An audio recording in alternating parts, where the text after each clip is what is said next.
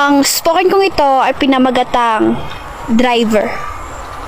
Driver, 6 na letra pero napakarami na nila. Karamihan sinasabi ng iba, basta driver, sweet lover. Hindi porket ganun lang trabaho nila, pwede ka nang manghusga. Kapag driver ka, kahit mainit maulan pa yan, basta para sa pamilya, ipatuloy ang laban. Hindi madali ang pagiging driver lang kasi sa bawat pag-alis nila, mga buhay nila nakasalalay. Makakauwi man sila ngunit mga pagod nila ay nakakatamlay. Pero kahit na ganon, may inuuwing ulam at tinapay. Driver, habang kayo nagmamaneho, hindi maiwasang manakit ang inyong mga katawan, mga pangangalay ng inyong mga kamay, at mga antok nyo'y nilalabanan. Pero mawawala lang lahat ng yun pag pamilya na ang nasilayan.